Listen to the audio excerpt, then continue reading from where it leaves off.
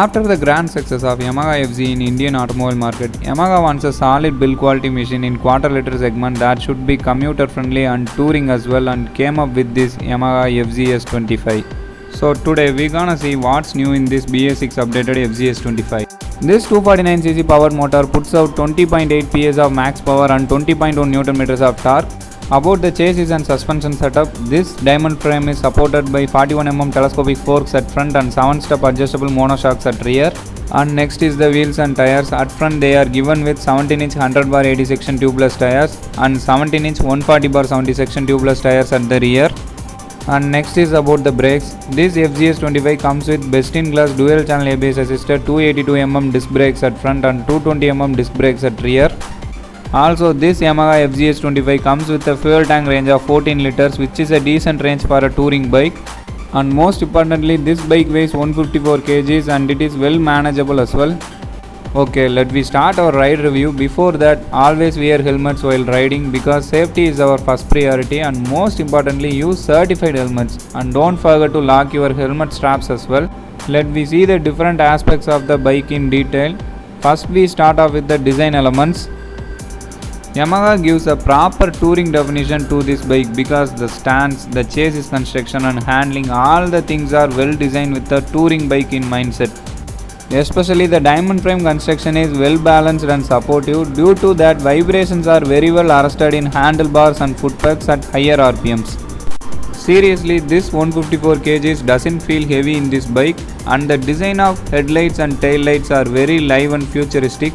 Especially the FZS25 looks more attractive than the FZ25 because of the larger visor in the front. Also, this bike looks stunning with this visor in the headlight setup, and this visor is very helpful to prevent wind blast at higher speeds, and moreover it is steady as well. Talking about the engine performance, the first two gears are short, hence torque delivers very quickly, and that is very much needed for a touring bike to overcome any obstacles, especially while doing off-roads. And rest of the three gears are tall enough so that we can easily do the cruising speed of 80 to 100 km, and the top and power delivery is linear. With this fuel tank capacity, we can do a maximum of 400 to 500 km in a single stretch, and that is pretty decent for a tourer bike. At the same time, oil coolers efficiently maintains the engine oil temperature, hence we can travel hassle free all the day. And next about this suspension setup, this majestic 41mm telescopic forks clearly eliminates the heavy front nature and also gives comfortable and steady riding experience even on bad road conditions. Due to this, we can easily flick the bike in traffic as well. The rear suspension also provides proper traction to the rear wheels and hence greater improvements in handling and maneuverability as well. And with this 7-step adjustable setup, you can choose the suspension effect for your preference also. Next about the braking performance, Yamaha done a great job here because a tourer bike needs a greater braking confidence, and that is done and dusted. Apart from the on-road performance, the bike provides extraordinary feedback in off-roading and slushy conditions with its dual-channel ABS assisted brakes, hence we can stop the vehicle confidently at any conditions. The brakes provide necessary bite and ABS made it much better. And if the braking gives 50% effect to stop the vehicle, another 50% is done by these tires. The FZS25 is provided with MRF Zapper tires, and that generates enough road traction. Still, if they provided with radial tires, means it will add more stability while cornering. I think they are too much focused on touring bike background and cost effectiveness, so they might be skipped that. But it does not have any impact on handling. No problem, while upgrading the tires, go for radial tires for enhanced handling and stability, and that's added more advantage also. And next about this instrument cluster, fully digital instrument cluster with negative backlight looks attractive at night, but daytime visibility is okay. Probably if they had given us a white backlight like R15, will added more styling. Also, they got provided with check mileage indicator as well, so that we can see our real-time mileage, and that is very useful while doing longer rides. About the switch gears, they are decently designed and handy, give soft touch feeling and moreover user friendly also. Levers quality is also top notch and clutch pulls are in lighter side. And this dual throttle cable gives excellent throttle response. If they were provided with slipper clutch technology, means it will be more useful. And next about the seating comfort of this bike, the seats are somewhat in stiffer side because softer seats are okay for comfortness, but it creates back pain in longer rides, so they went for stiffer seats I think. These split seats are well spaced for pillion as well as the rider.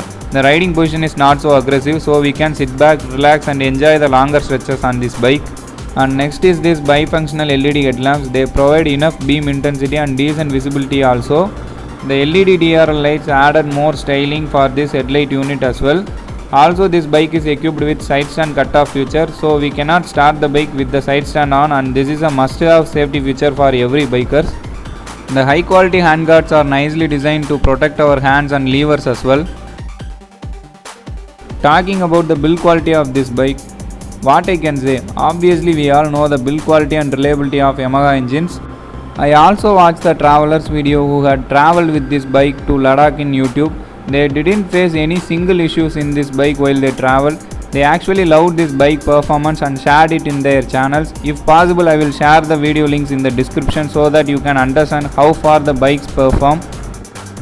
Let we all hear the exhaust note of this bike.